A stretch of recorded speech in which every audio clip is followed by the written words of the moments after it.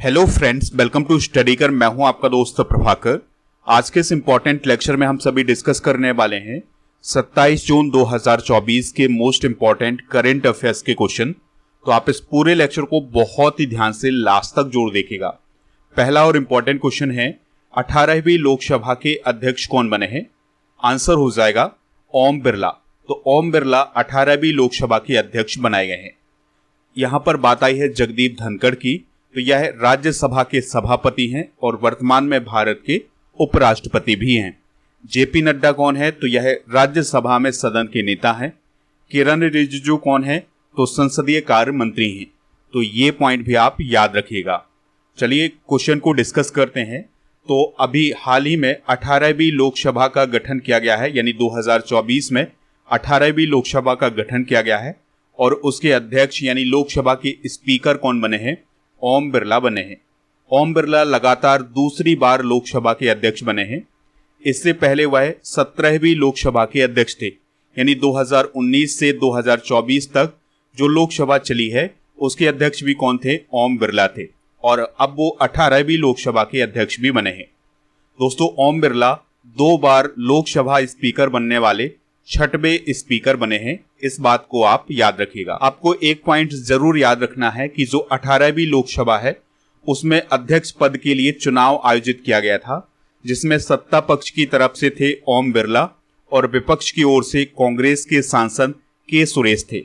फिर इसके बाद लोकसभा में वोटिंग होती है और ध्वनि मत से ओम बिरला जी को समर्थन प्राप्त होता है और इस प्रकार से ओम बिरला जी 18वीं लोकसभा के अध्यक्ष बन जाते हैं। अगर ओम बिरला अपना दूसरा कार्यकाल पूरा कर लेते हैं तो बलराम जाखड़ के बाद ऐसा करने वाले वह दूसरे स्पीकर बनेंगे। बलराम जाखड़ 1980 से 1985 और 1985 से 1989 तक लोकसभा के स्पीकर रहे हैं। आपको याद रखना है कि जो ओम बिरला हैं वो राजस्थान की कोटा सीट से सांसद हैं। लोकसभा अध्यक्ष से संबंधित कुछ महत्वपूर्ण फैक्ट जरूर आप याद रखिएगा। तो लोकसभा का पीठासीन अधिकारी कौन होता है? लोकसभा का अध्यक्ष या लोकसभा का स्पीकर होता है। भारतीय संविधान के अनुच्छेद 93 में लोकसभा के अध्यक्ष पद का वर्णन किया गया है। अच्छा, लोकसभा के अध्यक्ष को अगर हटाना हो तो कैसे हटाया जा सकता है? तो अध्यक्ष को उसके पद से लोकसभा में उपस्थित सदस्यों के द्वारा बहुमत से पारित संकल्प के द्वारा ही हटाया जा सकता है। यानी लोकसभा में एक संकल्प पारित किया जा सकता है, उस पर वोटिंग कराई जा सकती है। अगर उसको हटाए जाने के पक्ष में वोटिंग होती है तो लोकसभा के अध्यक्ष को इस प्रकार से हटाया जा सकता है। अगर आपसे पूछा जाए कि लोकसभा का अध्यक्ष अपना इस्तीफा किसे देता है, तो वह लोकसभा के उपाध्यक्ष को अपना इस्तीफा देता है और लोकसभा के अध्यक्ष पद के लिए कोई भी शपथ नहीं होती है। इस बात को आप याद रखिएगा। दोस्तों, लोकसभा का अध्यक्ष सदन का प्रमुख वक्ता होता है और सभी संसदीय मामलों में उसका निर्णय अंतिम होता है। यानी संसदीय मामलों में जो लोकसभा के अध्यक्ष के द्वारा निर्णय लिया जाता है वही निर्णय अंतिम निर्णय माना जाता है। दोस्तों, वह सदस्यों की शक्तियों और विशेषाधिकारों का संरक्षक होता है। स्पीकर संविधान के अनुच्छेद 108 के तहत संसद के दोनों सदनों की संयुक्त बैठक की अध्यक्षता करता है। यानी अगर लोकसभा और राज्यसभा की संयुक्त बैठक होती है तो उसकी अध्यक्षता कौन करता है? लोकसभा का अध्यक्ष करता है। स्पीकर लोकसभा में विपक्ष के नेता को मान्यता देने का भी फैसला करता है। जैसे अभी राहुल गांधी लोकसभा में विपक्ष के नेता बने हैं, तो उनको मान्यता देने का काम किसके द्वारा किया जाएगा? लोकसभा के स्पीकर के द्वारा किया जाएगा। कोई विधेयक धन विधेयक है या नहीं, इसका निर्धारण लोकसभा के अध्यक्ष के द्वारा किया जाता है। लोकसभा का अध्यक्ष व्यापार सलाहकार समिति, नियम समिति और सामान्य प्रायोजन समिति का अध्यक्ष होता है। इस बात को आप जरूर याद रखिएगा। स्पीकर यानी लोकसभा स्पीकर लोकसभा सचिवालय का प्रमुख भी होता है। आपको याद रखना है कि लोकसभा के वर्तमान में महासचिव कौन है? उत्पल कुमार सिंह। और लोकसभा के पहले स्पीकर कौन थे? गणेश वासुदेव मावलंकर। इस बात को आप जरूर याद रखिएगा। लोकसभा की पहली महिला अध्यक्ष कौन थी? मीरा कुमार। तो ये सभी फैक्ट आप नोट कर सकते हैं। आप इस पूरे लेक्चर को बहुत ही ध्यान से लास्ट तक देखिएगा। लास्ट में आपसे क्वेश्चन पूछा जाएगा जिसका आंसर कमेंट बॉक्स में देना है। अगर आप चैनल पर पहली बार आए हैं तो सब्सक्राइब कर लें, बेल आइकन भी दबा लें जिससे आपको समय पर सबसे पहले नोटिफिकेशन मिल सकेगा। नेक्स्ट क्वेश्चन है, नाटो के सेक्रेटरी जनरल कौन बने हैं? तो अभी हाल ही में नाटो के नए सेक्रेटरी जनरल बने हैं मार्क रूट। यहां पर बात आई है एंटोनियो गुटेरस की, तो यह कौन है? यूएनओ के महासचिव हैं। टेड्रोस अधनोम कौन है? तो यह WHO के महानिदेशक हैं। और गिलबर्ट होंगबो कौन है? तो यह ILO के महानिदेशक हैं। तो दोस्तों ये नियुक्तियां भी आप नोट कर लीजिएगा। बात करते हैं इस क्वेश्चन की। तो दोस्तों अभी हाल ही में नाटो के नए सेक्रेटरी जनरल नीदरलैंड के प्रधानमंत्री मार्क रूट बने हैं। तो दुनिया का जो सबसे बड़ा सैन्य संगठन है नाटो, तो उसके सेक्रेटरी जनरल नीदरलैंड के प्रधानमंत्री मार्क रूट बने हैं। उनका कार्यकाल 1 अक्टूबर 2024 से शुरू होगा। अभी वर्तमान में कौन है नाटो के सेक्रेटरी जनरल? वो हैं जेंस स्टोल्टेनबर्ग। तो उनके स्थान पर अब मार्क रूट को नाटो का सेक्रेटरी जनरल बनाया गया है। स्टोल्टेनबर्ग की बात करें तो उन्होंने अपना 10 साल का कार्यकाल पूरा कर लिया है। तो उनका कार्यकाल सितंबर 2024 में समाप्त हो रहा है। नाटो में जो सेक्रेटरी जनरल होता है वह अंतर्राष्ट्रीय सिविल सर्वेंट होता है। वह नाटो की सभी महत्वपूर्ण समितियों का अध्यक्ष होता है। इसके अलावा संगठन के प्रवक्ता और अंतर्राष्ट्रीय स्टाफ के प्रमुख की जिम्मेदारी भी उसके पास होती है।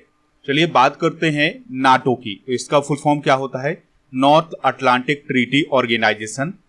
दोस्तों नाटो की स्थापना सोवियत संघ, जिसे आज हम रूस बोलते हैं, तो उसके विरुद्ध सामूहिक सुरक्षा प्रदान करने के लिए की गई थी। नाटो की स्थापना 4 अप्रैल 1949 को की गई थी और नाटो एक सैन्य गठबंधन है। दोस्तों नाटो के 12 संस्थापक सदस्य हैं, जिसमें Belgium, Canada, Denmark, France, Iceland, Italy, Luxembourg, Netherlands, Norway, पुर्तगाल, यूके और अमेरिका है। तो इन 12 देशों ने मिलकर के नाटो की स्थापना की थी। वर्तमान में नाटो में 32 सदस्य हैं। इसका मुख्यालय ब्रुसेल्स बेल्जियम में है। आधिकारिक भाषा है अंग्रेजी और फ्रांसीसी। महासचिव कौन है? Mark Rutte. और सैन्य समिति के अध्यक्ष हैं गियाम पाओले दी पाओला। 1952 में नाटो में तुर्की देश जुड़ा था, जिसे पहले तुर्की कहा जाता था। तो नाटो में एकमात्र मुस्लिम सदस्य देश कौन है? वो है तुर्की। इस गठबंधन की सबसे बड़ी जिम्मेदारी होती है नाटो सदस्य देशों और उनकी आबादी की रक्षा करना। दोस्तों नाटो सामूहिक सुरक्षा के सिद्धांत पर काम करता है। यानी नाटो में वर्तमान में 32 सदस्य हैं।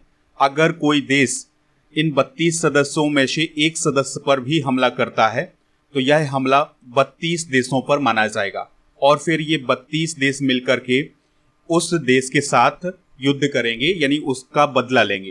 तो इस सिद्धांत पर काम करता है नाटो। फिनलैंड 21वें सदस्य के रूप में 2023 में नाटो में शामिल हुआ था और स्वीडन 32वें सदस्य के रूप में 2024 में नाटो में शामिल हुआ है। 2024 में नाटो के द्वारा एक अभ्यास आयोजित किया गया था जिसका नाम था स्टीड फास्ट डिफेंडर अभ्यास। तो ये जरूर आप याद रखिएगा। दोस्तों स्टडी करके ऐप पर कंप्यूटर की ई बुक को लॉन्च कर दिया गया है और ये ई बुक आपके हर एक एग्जाम के लिए बहुत ही उपयोगी है। तो आप इसको ऐप से प्राप्त कर सकते हैं। ऐप का लिंक डिस्क्रिप्शन बॉक्स में दिया गया है। नेक्स्ट क्वेश्चन है, राष्ट्रीय डायरिया रोको अभियान 2024 की शुरुआत किसने की है? आंसर हो जाएगा जेपी नड्डा ने। तो डायरिया रोको अभियान 2024 की शुरुआत जेपी नड्डा जी के द्वारा की गई है, जो कि केंद्रीय स्वास्थ्य और परिवार कल्याण मंत्री हैं। तो उनके द्वारा डायरिया रोको अभियान की शुरुआत नई दिल्ली से की गई है। यह अभियान 1 जुलाई से 21 अगस्त तक चलेगा। डायरिया रोको अभियान का लक्ष्य है बचपन में डायरिया के कारण होने वाली बाल मृत्यु को शून्य करना। यानी कि बच्चों में जो डायरिया रोग होता है उससे जो बच्चों की मौत हो जाती है उसको शून्य करने के लिए ये डायरिया रोको अभियान शुरू किया गया है केंद्र सरकार के द्वारा। इसके अंतर्गत 5 वर्ष तक के बच्चों को ORS घोल और जिंक की गोलियां दी जाएंगी। दोस्तों दूषित भोजन और पानी के उपयोग से डायरिया रोग होता है, इस बात को आप याद रखिएगा। दोस्तों एक बहुत ही घातक बीमारी है जिसका नाम है हैजा।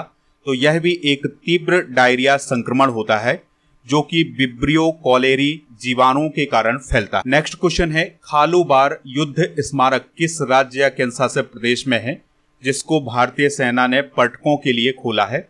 आंसर हो जाएगा लद्दाख। तो लद्दाख में स्थित खालूबार युद्ध स्मारक को भारतीय सेना के द्वारा पर्यटकों के लिए खोला गया है। तमिलनाडु की बात आई है तो कलेगनार पेन स्मारक तमिलनाडु राज्य में बनाया गया है।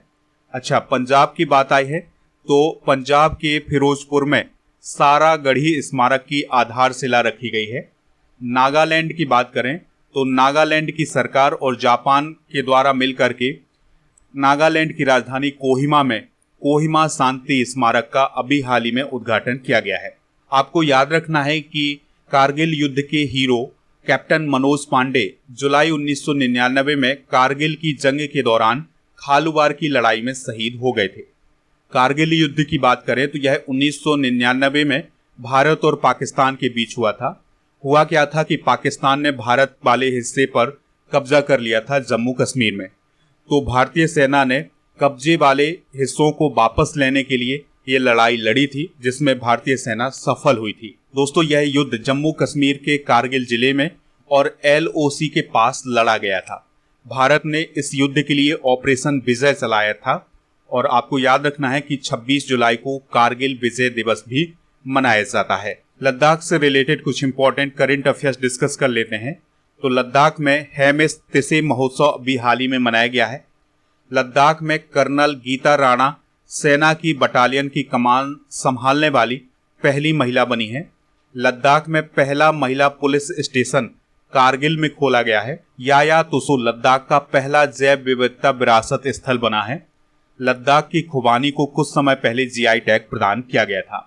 अगला क्वेश्चन है, किस राज्य की विधानसभा ने राज्य का नाम बदलने का प्रस्ताव दूसरी बार पारित किया है? आंसर हो जाएगा इसका केरल। तो केरल की सरकार ने राज्य का नाम बदलने के लिए दूसरी बार प्रस्ताव पारित किया है। यहाँ पर बात आई है महाराष्ट्र की, तो महाराष्ट्र सरकार के द्वारा अहमदनगर का नाम बदल करके अभी हाल ही में अहिल्या नगर किया है। उत्तर प्रदेश की बात आई है तो उत्तर प्रदेश के फिरोजाबाद का नाम बदलकर चंद्रनगर कर दिया गया है। और हरियाणा की बात आई है तो हरियाणा के पंजोखरा गांव का नाम बदल करके पंजोखरा साहिब किया गया है। चलिए अब इस क्वेश्चन का डिस्कशन करते हैं। तो अभी हाल ही में केरल की विधानसभा में सर्वसम्मति से केरल राज्य का नाम बदलने के लिए एक प्रस्ताव पारित किया गया है, जिसमें यह कहा गया है कि केरल राज्य का नाम केरलम किया जाए। अब ये प्रस्ताव केंद्र सरकार को भेजा गया है। दोस्तों, केंद्र सरकार से इस प्रस्ताव में यह भी कहा गया है कि भारतीय संविधान की जो 8वीं अनुसूची में 22 भाषाएं हैं, उन सभी भाषाओं में केरल राज्य का नाम केरलम किया जाए। तो अब ये प्रस्ताव केंद्र सरकार के पास गया है। केंद्र सरकार इस पर चर्चा करेगा, हो सकता है ना भी करे। अगर चर्चा होगी, इसको पास कर दिया जाता है तो फिर केरल राज्य का नाम केरलम हो जाएगा। अगर प्रस्ताव को मंजूरी नहीं मिलती है तो केरल राज्य का नाम नहीं बदला जाएगा। अच्छा दोस्तों, आपको एक पॉइंट याद रखना है कि अगर किसी राज्य का नाम बदलना हो या किसी राज्य का क्षेत्रफल बदलना हो या किसी राज्य की सीमा बदलनी हो, तो इसके लिए अधिकार किसको दिया गया है? भारतीय संसद को दिया गया है। राज्यों को ये अधिकार नहीं है। भारत की संसद को ये अधिकार है कि भारत की संसद किसी भी राज्य की सीमा में परिवर्तन कर सकती है या क्षेत्रफल में परिवर्तन कर सकती है या नामों में परिवर्तन कर सकती है। और इस बात का उल्लेख भारतीय संविधान के अनुच्छेद 3 में किया गया है। हाल ही में बदले गए कुछ प्रमुख नाम डिस्कस कर लेते हैं। तो उत्तराखंड के जोशी मठ का नाम ज्योतिर्मठ कर दिया गया है। उत्तराखंड के कोशिया कुटोली का नाम श्री कैंची धाम कर दिया गया है। और ट्विटर, जिसे अब एक्स बोला जाता है, उसके डोमेन twitter.com का नाम बदल करके x.com कर दिया गया है। पेटीएम ई-कॉमर्स का नाम बदल करके पे प्लेटफॉर्म कर दिया गया है। अयोध्या रेलवे स्टेशन का नाम अयोध्या धाम रेलवे स्टेशन कर दिया गया है। पंजोखरा गांव का नाम बदल करके पंजोखरा साहिब किया गया है। फिरोजाबाद का नाम बदल करके चंद्रनगर किया गया है। पुराने संसद भवन का नाम बदल करके संविधान सदन किया गया है। खेलो इंडिया महिला लीग का नाम बदल करके अस्मिता महिला लीग किया गया है। सौराष्ट्र के क्रिकेट एसोसिएशन स्टेडियम का नाम बदलकर निरंजन शाह स्टेडियम किया गया है। बांद्रा वार्सोवा सी लिंक का नाम वीर सावरकर सेतु किया गया है। मुंबई ट्रांस हार्बर लिंक का नाम बदल करके अटल सेतु किया गया है। ऊधमपुर रेलवे स्टेशन का नाम बदलकर जो कि जम्मू कश्मीर में है, उसका नाम शहीद कैप्टन तुषार महाजन रेलवे स्टेशन किया गया है। और इसके अलावा यूएई के शहर अल मिन्हाज शहर का नाम बदलकर हिंद शहर किया गया है। और नेहरू मेमोरियल संग्रहालय जो कि नई दिल्ली में है, उसका नाम अब प्रधानमंत्री संग्रहालय कर दिया गया है। अगला क्वेश्चन है, दुनिया के नंबर 1 पैरा बैडमिंटन खिलाड़ी कौन बने हैं? आंसर हो जाएगा सुहास यथिराज। तो सुहास यथिराज दुनिया के नंबर 1 पैरा बैडमिंटन खिलाड़ी बन गए हैं। दोस्तों, आपको याद रखना है कि 2024 में BWF पैरा बैडमिंटन विश्व चैंपियनशिप में सुहास यथिराज, कृष्णा नागर और प्रमोद भगत ने गोल्ड मेडल हासिल किया था। तो ये पॉइंट आप याद रखिएगा। चलिए इस क्वेश्चन का डिस्कशन करते हैं। तो दोस्तों, उत्तर प्रदेश कैडर के एक IAS ऑफिसर हैं जिनका नाम है सुहास यथिराज। तो वो एक पैरा बैडमिंटन खिलाड़ी भी है। तो अभी जो BWF के द्वारा पैरा बैडमिंटन वर्ल्ड रैंकिंग जारी की गई है, तो उसमें सुहास यथिराज पहले नंबर पर हैं। इस बात को आप याद रखिएगा। सुहास ने इस साल इंडोनेशिया के फ्रेडी सेतियावान को पछाड़ करके विश्व चैंपियनशिप का खिताब भी जीता था। तो ये पॉइंट भी आप याद रखिएगा। देखिए दोस्तों, ये है BWF के द्वारा जारी की गई रैंकिंग। तो पहले स्थान पर हैं इंडिया के सुहास यथिराज और भारत के सुकांत कदम 5वें नंबर पर हैं, 6ठे नंबर पर तरुण हैं और इसके अलावा 8वें नंबर पर नवीन शिव कुमार हैं। नेक्स्ट क्वेश्चन है, अमेरिका के द्वारा किस देश को गैर नाटो सहयोगी घोषित किया गया है? आंसर हो जाएगा केन्या को। तो अफ्रीका महाद्वीप का एक देश है केन्या, तो उसे अभी हाल ही में अमेरिका के द्वारा गैर नाटो सहयोगी घोषित किया गया है। बात आई है यहाँ पर पुर्तगाल की। तो पुर्तगाल ने अभी हाल ही में प्रवासियों की मदद करने के लिए गोल्डन वीज़ा योजना शुरू की है। तजाकिस्तान की बात करें तो तजाकिस्तान में महिलाओं की हिजाब पहनने पर सरकार के द्वारा पाबंदी लगाई गई है। थाईलैंड की बात करें तो थाईलैंड में समलैंगिक विवाह को अभी हाल ही में मंजूरी मिली है और समलैंगिक विवाह को कानूनी मान्यता देने वाला पहला दक्षिण पूर्वी एशियाई देश बना है थाईलैंड। तो केन्या को अमेरिका के द्वारा अपना प्रमुख गैर नाटो सहयोगी घोषित किया गया है।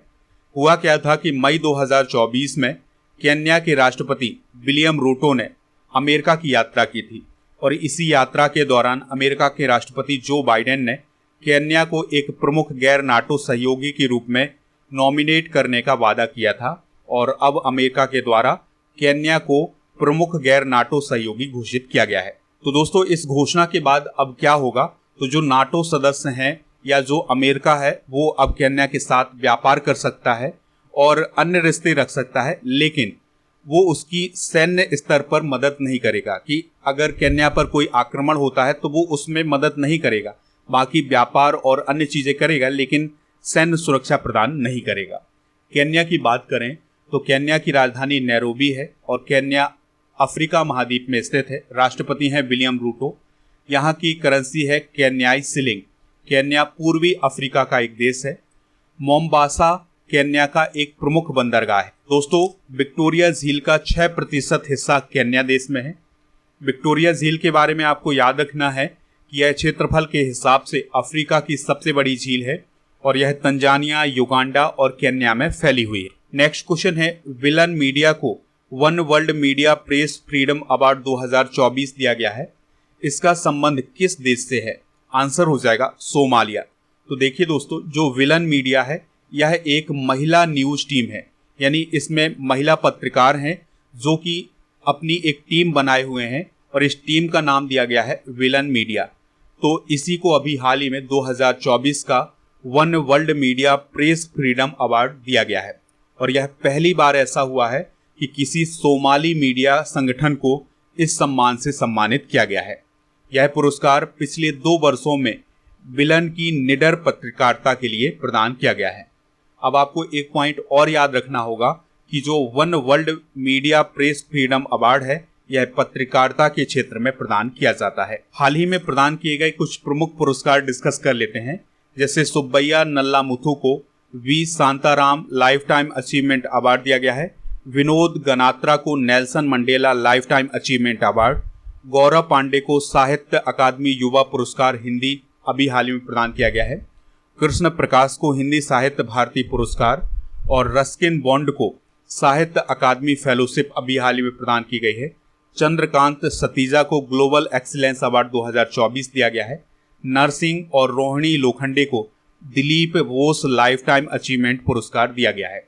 भारत का पहला global centre for enterprise risk management किस राज्य में स्थापित किया गया है?